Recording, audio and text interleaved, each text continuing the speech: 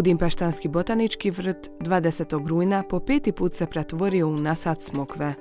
U organizaciju Veleposlanstva Republike Hrvatske u Budimpešti i Hrvatske narodnosne samouprave 7. okruga organiziran je 5. dan smokve. U prijateljskoj atmosferi i druženju u glavnoj ulozi je bila Šinjorina smokva, koju je predstavila zadarska udruga Šinjorina smokva.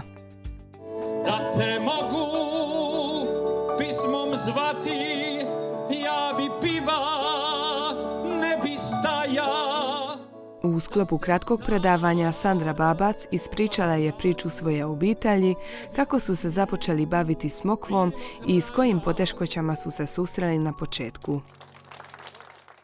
Dakle, kad sam rodila prvo dijete, a još uvijek sam radila na televiziji kao novinarka, nekako sam shvatila da nije baš jednostavno biti i majka i trčati na termine snimanja i montaža koji su jako neuredni. I u tom nekom priželjkivanju nekog drugog posla, ja sam bila kod mame i tate tog ljeta i vidjela jednu smokvu s koje su pale smokve na tlo, pa sam rekla idem nešto od toga napraviti. Skuhala svoju prvu marmeladu u životu i oduševljena tim okusom, a nikad se prije nisam bavila nešto pretjerano kuhanjem, nikad kuharica od mene. I rekoh, pa možda bih se mogla time baviti malo ozbiljnije i tako je krenulo iz ljeta u ljeto, upropastivši si ljeta, barem onaj ljepši dio, a to je kraj ljeta. Sam podizala letvicu i danas imamo jedan mali pogon za preradu u zaleđu Zadra. Postali smo svojevrsni brand, dakle ljudi znaju za nas. Ja sam vam 10 godina organizirala, zapravo i pokrenula jedan festival koji je posvećen isključivo smokvi i predala sam ga županiji koja evo sad već 2. godinu ga je radila u Zadru i u okruženju u našoj županiji. Tako da sam u stvari sretna da sam u bazi nečega što bi u budućnosti moglo postati jako lijepa priča. Zna se kako ima puno proizvoda od smokve na hrvatskom tržištu. A što ovu marku čini tako posebnom? Ono kako mi radimo je da prvo imamo naše nasade, imamo ekološki uzgoj voća. To voće prerađujemo bez dodataka. Dakle, u našoj staklenci vam je samo jedan sastojak, svježe voće bez dodataka. Voće nije sušeno, nije smrznuto, imamo vam 5 okusa trenutačno. Dakle, radimo na isti način sve. Bilo da se radi o maraški, koja je također tipična za zadarski kraj, ili mandarini koju radimo s korom, a uzimamo je od ekološkog proizvođača kod Neretve. Imamo vam šljivu, imamo vam... što još imamo? Imamo što god. Uglavnom možemo vam mi to sve napraviti, samo da je voće kako treba, da je kvalitetno i te naše šinjorine su već jedna prava mala moćna gomilica i svatko ko voli kiselo ili slatko ili gorko može naći neku svoju omiljenu. Iako nam je smokva prva ljubav i ono najjači proizvod i najpoznatiji. Otvori, draga, prozor. Budimpeštanski dan smokve već je tradicionalna rujanska priredba.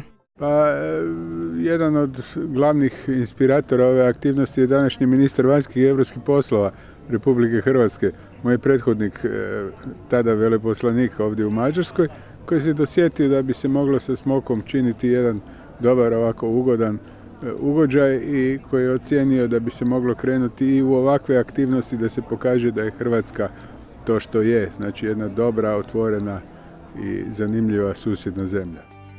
Zanimalo nas je zašto je ove godine za gosta predstavljača smokve izabran brand Šinjorina smokva. Pa njih smo upoznali već tijekom Božićnog sajma, kada su ljubazno donirali mađarskoj djeci određene proizvode, znate, za taj humanitarni događaj koji se svake godine ovdje u Budimpešti odvija. I onda kroz to smo ušli u jedan drugčiji direktni kontakt i dogovorili se da učinimo i ovakvu jednu prezentaciju njihovih stvarnih proizvoda, ne samo ovih lutkica i nekih stvari koje su tako dražesne i ugodne, nego i ovih ozbiljnih džemova, pekmeza, ovih ozbiljnih rakija ili palinki, što se kaže u Mađarskoj, što je malo drugčije od rakija, ali slično, jel? I dakle, da pokažemo i te kolače od smokve i slične stvari kojih de facto nema na ovome tržištu, a mogle bi se pronaći kao jedan dodatak, to nije jedan proizvod koji bi trebao osvojiti bilo koje tržište, niti hrvatsko, niti mađarsko, niti bilo koje drugo, ali koje treba biti pokraj. I džema od šljiva, i džema od višnje, i od trešnje, pa možeš staviti džem od smokve, jel? Nakon zanimljivog predavanja u središtu pozornosti došla je kraljica Mediterana, smokva. Nazočni su imali priliku kušati proizvode šinjorine smokve uz predstavljanje botaničkog vrta. Jako sam sretan jer ja jako volim smokve, tako i pekmez i kao i voće, posebno i sve kako se to preradilo ovdje. Dobro se osjećam, drago mi je da sam među prijateljima i zajedno kušamo ove jako fine proizvode, tako i rakiju i smokve, likera, oduševljen sam. Botanički vrt sveučilišta ELTE u poklon dobio je zadarsku sadnicu smokve koju će zasaditi u vrtu i brinuti se o njoj kako bi urodila plodovima.